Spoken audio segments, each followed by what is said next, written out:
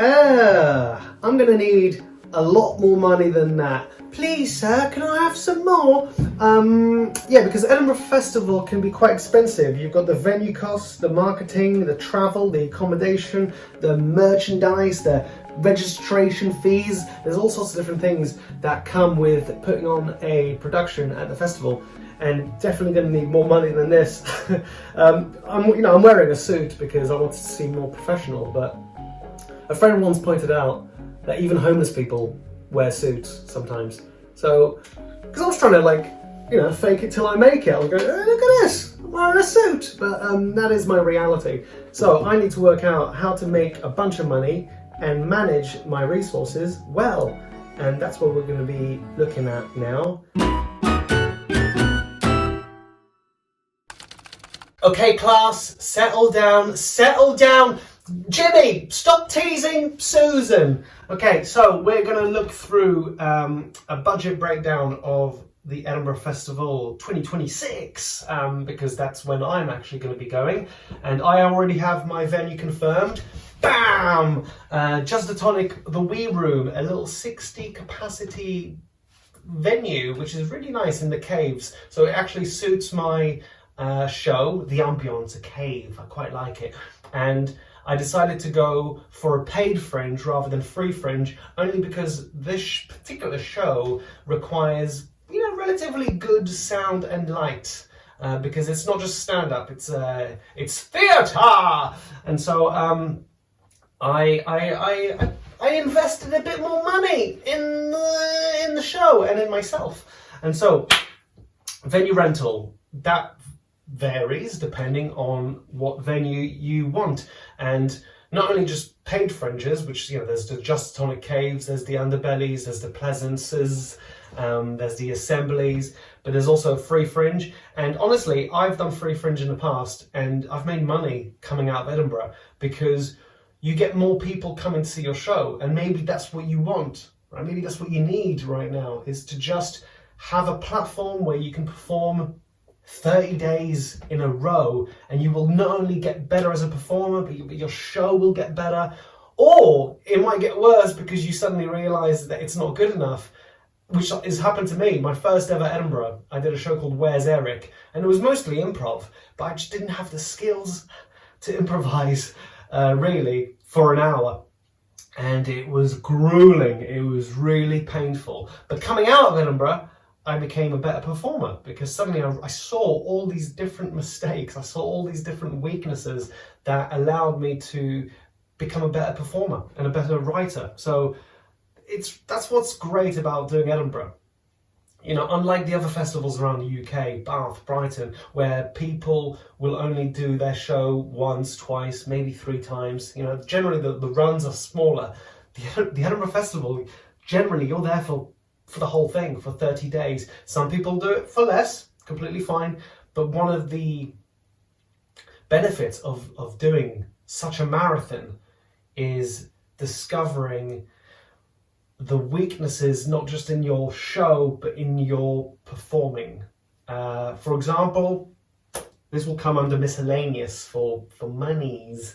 The amount of times I've gone to Edinburgh and I've had to buy cough, voice lozenges, and remedies, because you end up losing your voice because you're using it so much for 30 days that you end up sort of suffering because suddenly you realize that your body has not prepared itself for 30 days of performance. So that's one of the great things about performing for such a long period of time at a festival. And one of the reasons why I recommend it. Anyway, I went on a little bit of a tangent here, but my point is there are different types of venues, okay? And for my specific needs, not just for the show, but potentially to elevate myself now away from the free festival. There is nothing wrong with going to a free festival. I highly recommend it. But there is also maybe an unspoken prejudice when it comes to it, because someone once told me something very interesting, which is that producers, directors, casting directors, they are potentially more prone to going to the paid fringes because if you invest in yourself, it shows that there is such a belief in yourself that therefore it must be seen. Why is that person believing in themselves just so much? And so the choices that you make all speak volume, not just in the preparation for a successful festival, but it speaks volume about the belief, and that's worth noting. So my venue rental is going to be either £3,000 or 35% of ticket sales. That's what I agreed on with my promoter for the venue. Is it a good deal? Is it not? I don't really know, but I'm quite new to wanting to learn the business side of my art, because I was always focused on performance, on getting better as a performer. I never really cared too much about like the money side. I just wanted to perform. Let me perform! And so that's all I really cared about. So I'm quite new at this. So is that a good deal? No, I don't know. But what's great about repetition of a craft, repetition of let's say a festival, is that I'll be learning so much that next year I'll have better tools, better information at my disposal. So sometimes you just have to pay and get on with it, you know, and just maybe there'll be a better deal for next time. Maybe there isn't. Maybe this is a good deal. Anyway, so I have to pay 3,000, and what's agreed is we pay half before the festival, and then the other half comes after. So when either the ticket sales have been counted up to see if it's over 3,000. So that's my deal. And I have to pay 1,500 before the festival. So 500, 500, 500 divided into different periods. So I have to pay 500 in like 3 days, and I currently have £10 in the bank account. I'll work it out. Magic! Money! Oh, money! I'll get money. Hey! So venue, one of the well, you definitely need a venue. You also need to register your show. You can't just be randomly screaming in Edinburgh that you have a show and then lead audiences down an alleyway. I mean, I have to say, if you did that, that'd be pretty cool. But you have to register your show, and there is an early bird deadline, so there is different pricing depending on how quickly you get there. My particular deadline is the 4th of March. That's the early bird, which is £296. And then if not, if you're a little bit later, I think, you know, it's 350 or, you know, something like that. It's not that much more, but it's worth being ahead of the game. So then you just save a bit of monies. Same thing with accommodation. The cheaper accommodation is going to go quicker. There are different types of accommodations.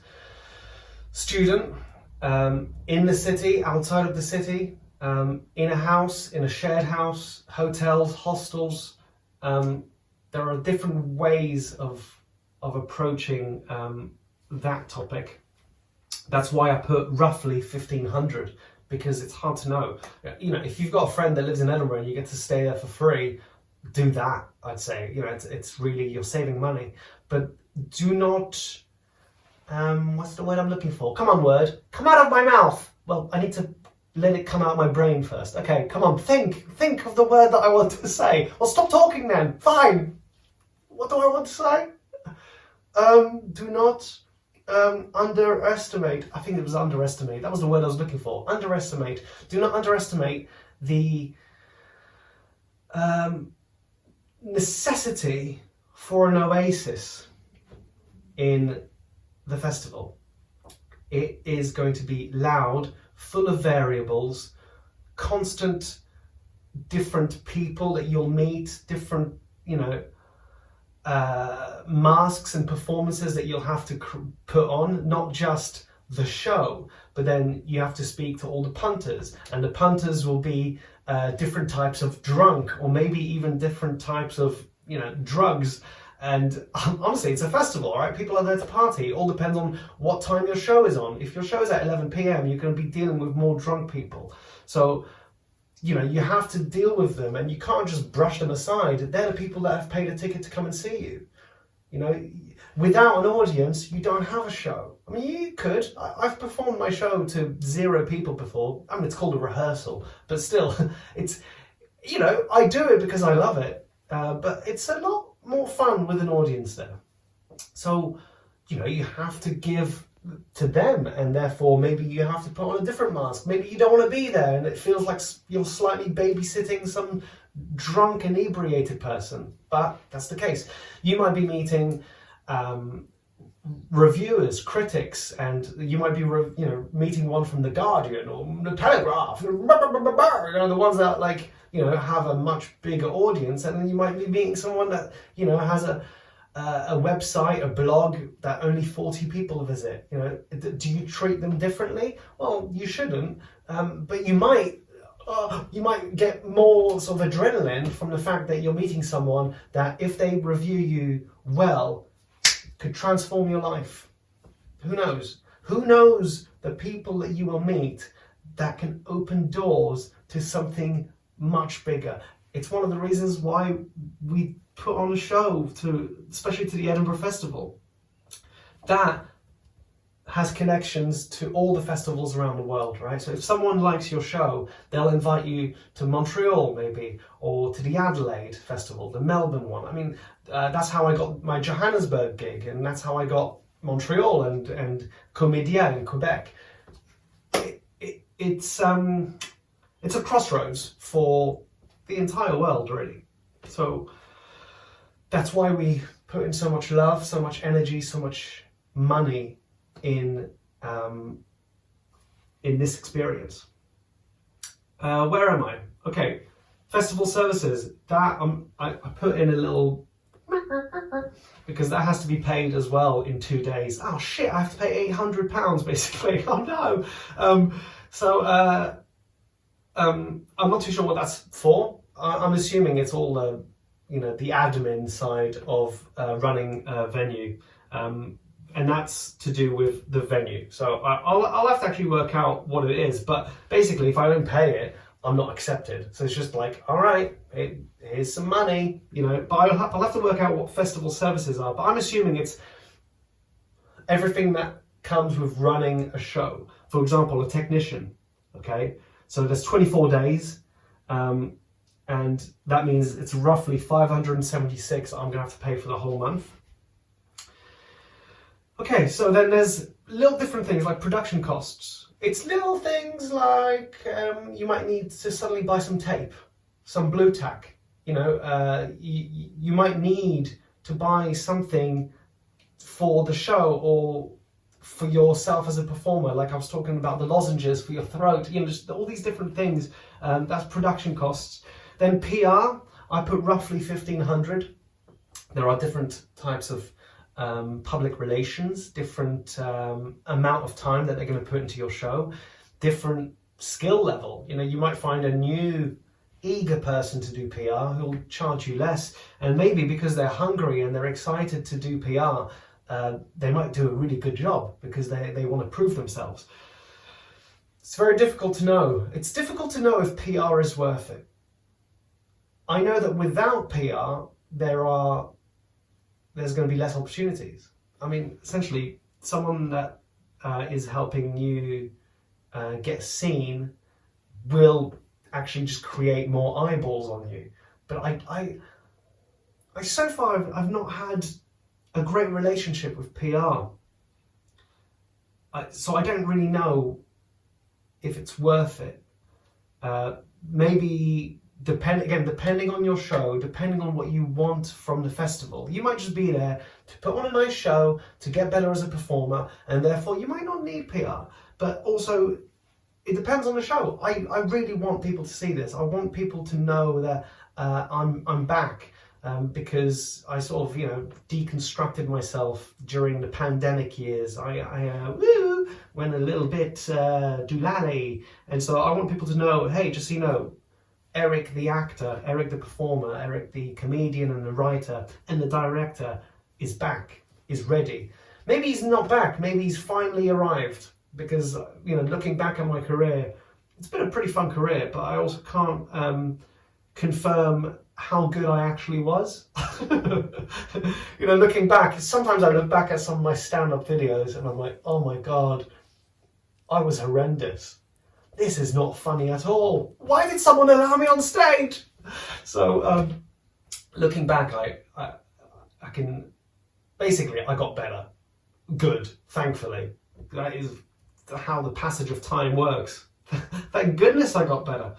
So I want to pay for PR this time because I would like more focus on me, more attention on the show.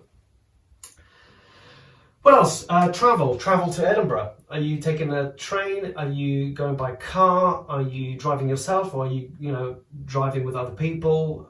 Split the petrol. Is it your car? Is it not? Are you going by plane? All these different things.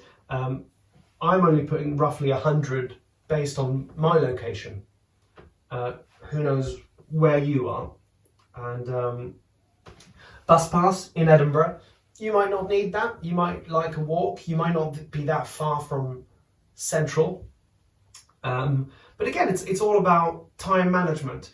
I actually quite like a long walk, and so I might not need a bus pass. It all depends on how far the venue is from the house. But one thing I know is that even if it's not too far away, sometimes people stay in town because they might have like their show and then they might have a gig that they accepted, which pays maybe £40 or whatever, and that's in like 2 hours, for example, and they don't see the benefit of going back home and then back into town for that 2 hours, so they stay in town, and then because they stay in town, they spend more money, maybe they go for a drink, they get themselves tired. But then, that's the bad things. The good things are they maybe make more connections, they have a bit of fun with people, they might meet someone that's, again, could come to the show and help their career. But either way, it's all about time management, and a bus pass might be quite handy. I like a long walk, but Edinburgh also tends to have quite a lot of rainy days during the summer. And I might not want to get wet. I don't mind getting wet and arriving at home, but I don't want to get wet arriving for my performance. So things to consider. Flyers and flyering. So who knows how many flyers you might want? Roughly 2,500 to 5,000 flyers is, I think is a good number. It's difficult to know because it also depends on how many flyers you're going to have. Are you flyering by yourself? Some people just do that. Are you hiring one person to fly? Are you hiring a team of people to fly? Are they only flyering for 1 hour, 2, 5? Costs, basically. It all depends on how much money you have to hire flyers. Flyering can be really demoralizing, but if you're flyering yourself for your own show, you will naturally be able to sell it better because you have a love of your show. You want audiences to come in. It becomes a lot easier to sell your show. And I have noticed that, you generally, a performer is better at selling their show. So I recommend to do some flyering. It is demoralizing when you fly maybe for 2 hours and then you go to your show and no one arrived. Be prepared for that. If it's your first time doing the festival, be prepared for days where no one turns up. Hopefully that won't happen to me, but it has happened, and it's fine. It's just it feels like a waste of time and a waste of energy. 2 hours flying maybe in the rain and no one turns up. Oh, that can hurt. Or when one person arrives. I've had it before where there was one person that came to my show and I was like, in a 120 seater as well. And I said to him, I was like, do you want me to do the show? And he's like, yes, please. And I was like, okay. And I did it, and obviously I performed it in a slightly different energy. It was a lot harder to go, hello! So I performed it. And then at the end, I was like, did you enjoy it? And he said, my English not good. And I was like, oh, brilliant. Brilliant. Good memory, though.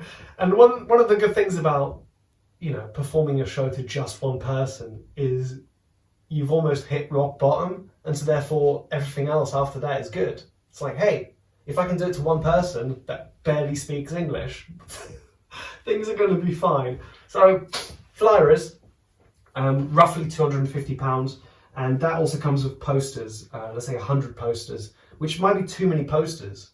But then what I could do with it, for example, is keep 30 posters aside, sign them, and potentially, I could sell that as merch after the show, maybe. But that's just little ideas of how to make some money back. Social media ads. It's a type of flyering, but it's online, and I think that's quite smart. I don't know, again, how good social media ads have been to me in the past, and maybe I've not approached it correctly. Maybe I chose a wrong hashtag, a wrong tag to spread it. There's all these different variables on who to target to. And, so much on the internet gets uploaded every day, every minute, hours of content. And so that's difficult to compete with so much noise. And I have put ads before for a few little videos, and you know what? It didn't really do that much difference. But again, it's like PR. You're more likely to get eyeballs by investing in publicity than if you don't. So it's maybe a cost that is like a necessary evil almost. It's difficult to know. Then food and drink, right? I put 100 a week. It all depends on where you like to eat. It depends if you drink, because the festival is a party as well. That's what I mean by it depends why you go to the festival. Are you there to just have a great time? Which, if you're there to do that, good for you. It's a festival. It's really fun. You should have fun. But also, you might then be there for work and taking work seriously. And I used to take the festival like a bit of a party, and so I used to be out so many nights. Most nights of the week I'd be out. And now I realise, most jobs around the world, almost every job, people don't turn up drunk for work. And yet, comedians, artists and stuff, it's almost like, hey, that's what I was like. I enjoyed a drink, I enjoyed to party. And honestly, I don't think there's anything wrong with that. If anything, I'm grateful for it. It was really fun. That came at a cost, right? Not only financial, but it meant that I was, just treating it like a party. And I could have treated it like work, business, networking, right? So that's something to bear in mind when you go to the festival, and therefore, who knows how much you're spending. But again, it's just something that it's worth considering. And boom, 400 for the month. Miscellaneous, just who knows what could happen. You might be there, for example, for Alien of Extraordinary Ability, pretty much all my reviews were 4 stars, and by the end of the festival, God, I wish I took a picture of it, or even took the poster back home. My poster, you couldn't really see it. You could just make out my name, and you could just make out the time and location of the show, because everything, the whole poster was covered in 4-star reviews. So it was just everything was hidden, because boom, boom, boom, boom, boom. For first time goers, basically that's what happens. If you get a good review, you slap it on the poster. And so my poster was hidden from view, and it was incredible.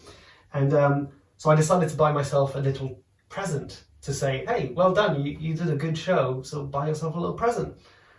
Not saying that you should consider and have that in mind, but what I'm saying is that was an extra £35. I also bought my technician a gift, because, it's nice to share your success. And so, I don't know, Miscellaneous is basically rainy day stuff. Who knows what could happen, but it's worth just having some backup money. Optional extras. So you might be buying some merchandise so that you can sell it on. T-shirts, for example, Alien of Extraordinary Ability became a sort of album. Not everything could actually translate to the album. And so I have hard copies, I have CDs that I could sign, or I could have just a download like voucher, and people can just pay me £10 and boom, that's great. And one thing that's worth noting is for Free Fringe, people put cash in a bucket, but most people don't carry cash, so I recommend getting a card reader. And a card reader, you might have to pay either a percentage of what people give or like a monthly subscription. I haven't actually looked into that, but it's worth getting a card reader because I am choosing the ticket style of pay what you want. So there's free, pay what you want, and priced. Priced means people are just buying tickets. Free means anyone can come in at any time. Pay what you want means that people can buy a ticket in advance, and if there happens to be free seats, then they come in for free. But then those free people, you might want them to donate a little something. If you don't want to, fine. But it's worth going. If you like the show, I would love it if you participated in how much this cost me to make. And if you like the show, reward me for it. Show gratitude for the work that I've put in by dropping me a little money. I mean, it's worth considering that you want a nice sales pitch for after your show, because I just improvised that one. You don't want to sound like you're begging, but you also want to acknowledge that you did put in a lot of work, and that person came in for an hour. If they came into a restaurant and ate a nice meal, that might be £5, £10, £15. Maybe I want to phrase it like, if you like my show, maybe buy me a coffee, right? Put in £5 and you'll be buying me a coffee, and I will really appreciate that. You can phrase it in so many different ways, but have a little pitch. And so, as they leave, not only can a card reader be useful for the people that came in for free and give a donation, but also for merchandise. Finally, I've got here liability insurance. It's just worth having. If something was to happen under your watch, audiences might want to sue you. That's just the reality. And or they might not want to, but they ended up in hospital because the microphone fell on their face or whatever, and that's going to be your responsibility. And if you have liability insurance, basically you're fine. I'm insured up to £10 million. What kind of mistake could I make where people would need £10 million off of me? I don't know. A part of me is excited to not find out. No, but I'd be very intrigued. What could I do that Equity, which is the actors' union, that Equity will go, oh my God, we have to pay £10 million to this person because Eric fucked up. Hopefully that won't happen. I don't even want to give £10 away. No, they're not having any of that money. It was just chaos. They were participants in chaos. But anyway, liability insurance, worth having. So that, as far as I can tell, is everything that we need. And like I said, every festival provides data for the next project or the next festival, whatever. So I will be in a position to know more in the future. But roughly, I sort of rounded it up, but roughly I'm looking at £9,000 that I'm going to need to pay. So 9,000 divided by 1440, which is how many seats there are over the 24 days. So I think 60 times 24 is 1,440. That's £6.25. So if I was to sell every seat every day for £6.25, I'm making 9,000. But that's not the reality. Well, you never know. You never know. Maybe they'll sell out every single day. Hey, possible. Believe. But also, let's be realistic. So I decided to charge £10. Roughly, you want to go between 7 and 12, right? And 10 just seemed slap bang in the middle. It seemed reasonable because you want to show that you value yourself. I really value this show, even though it's not quite ready. I need to still, learn the lines. I know it's going to be ready. I know it's going to be good for Edinburgh. And I know that it's not only entertaining, but it's thought-provoking, potentially healing.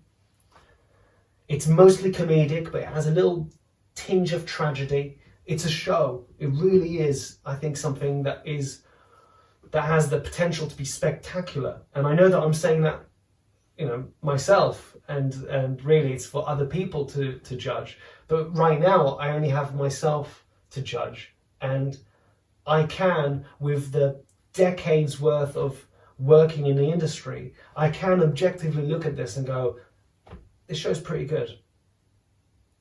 And it's worth the money. I believe that, which is why I'm investing more money in the show, because I want people to see it. I'm not just going because I want my money, even though money is yum yum yum. I want to buy a house and everything. So money will be really lovely if it's a reward back, but it's not why I'm doing this show. I'm doing this show because not only is a showcase of my talent, because what comes after the festival is hopefully opportunities. So not only an opportunity for this show to go on tour in the UK, on tour in Europe, on tour around the world at different festivals, but potentially a director might see the show and go, we could have him in this film, in this television project. So who knows? But what was I saying? I went on a bit of a tangent. Okay, rewind. I can't remember what I was going to say. Okay, it doesn't matter. Oh, it was about valuing myself. Yes. So I'm putting £10, which means that if there aren't seats that have been sold, it's above £6.25. So hopefully, I at least break even. That'd be nice, wouldn't it? Other things to consider, and therefore I might not break even because of this thing. But Monday and Tuesday, it's quite quiet, right? Weekends are always going to be busier. Mondays and Tuesdays are quite quiet, which means 2 for 1. So people can buy 2 for 1. You don't have to agree to that, but most people agree to that because, again, you'd rather have bums on seats than an empty venue. And then you have to consider press and industry. More often than not, or pretty much all the time, they will ask for a free ticket. Agree or disagree? I don't think you have to let these people in, but for example, if someone comes in to review your show and you say no to them to having a ticket for free, then they may not buy one, and therefore you won't get reviewed. And maybe that's fine. It all depends on what level you're at. Like, some comedians know that they can go to the Edinburgh Festival and basically have a sellout run. They don't need the reviewers. The audience are the reviewers. The ticket sales are the reviewers. He had a sold out show. Turns out that people like him. Whether you like him or not is a different story.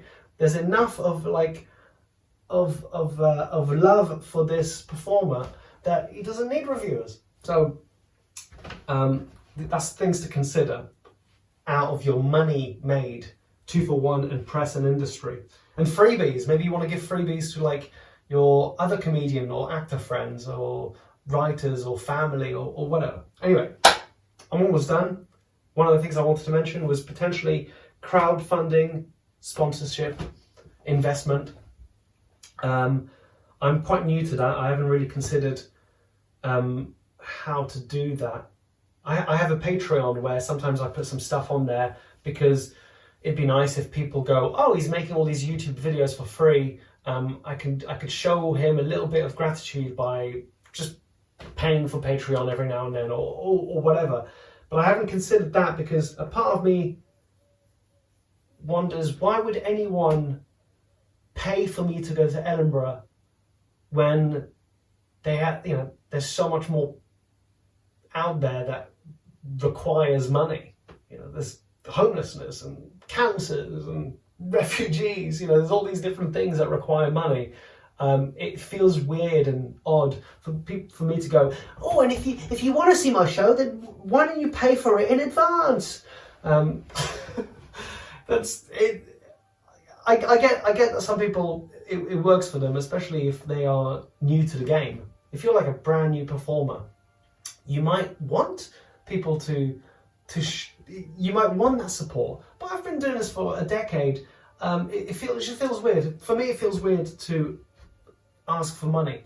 But an investment is slightly different, right? Maybe I'll ask for, if you put in £2,000, I promise that I'll pay you back 2,200. I hope, something like that. As you can tell, I'm not really versatile when it comes to the language of economy and finance. So that's roughly what it is. I hope that you got something out of it. Thank you. I'm now going to quickly go do a conclusion. Right, conclusion!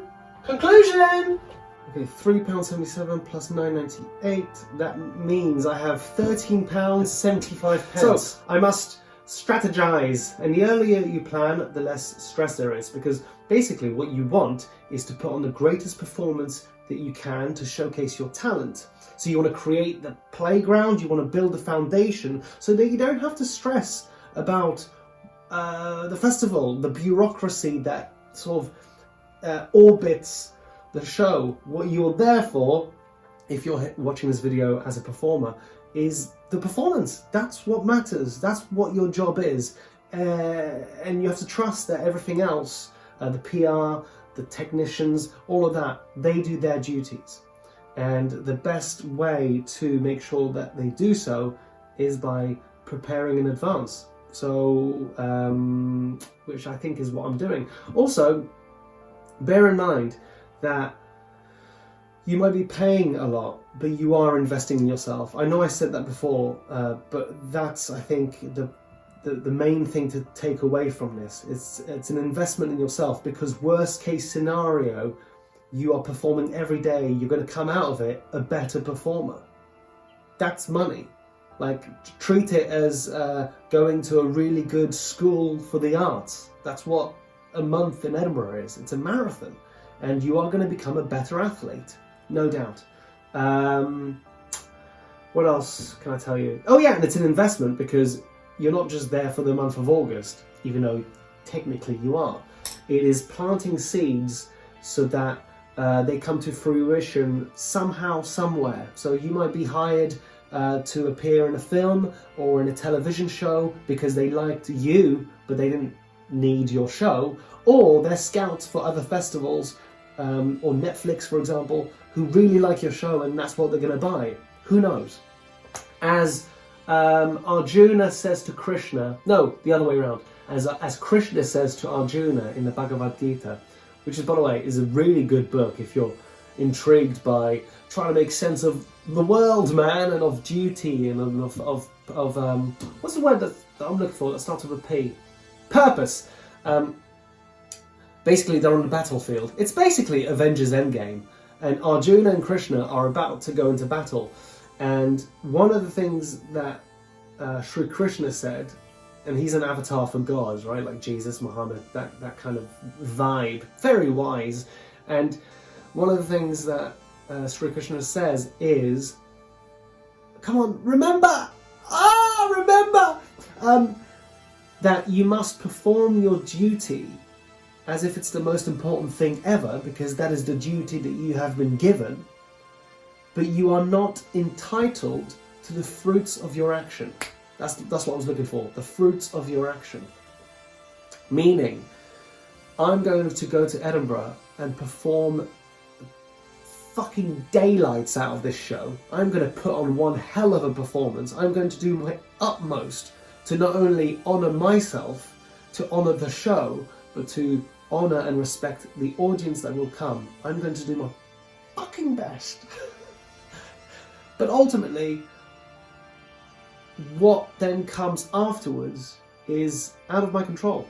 I ultimately don't know. I hope that I open many doors over there and that it leads to success and financial security. I mean, that would be an absolute treat. But that is not in my control. I am not entitled to the fruits of the action. I am only in control of the action. And so that's what I will be prioritising. But obviously, hopefully, lots of fruit. Oh, so much fruit! Yum! So much fruit, I get to share it with other people. You hungry? Oh, look at all this fruit! Oh, yum yum!